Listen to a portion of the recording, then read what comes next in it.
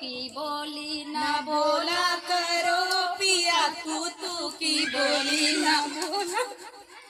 केस बहनी इतनी मोटाई के हूँ मार दे तो गिर जाए भाई। आई उठिया गावे का है कादे से गावे करा मार दूँ हमरे कुल लग के नहीं माटी होती। आई उठिया जाए बहन तू हम इतना कमजोर हो ढेर छुई देते ढंगला जाता हो।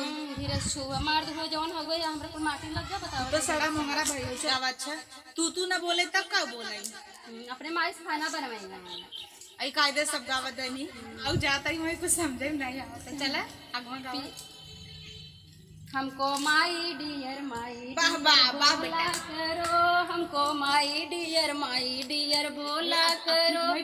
खाना बनाना मुझे आता नहीं, अपने मम्मी से खाना बनवाया करो।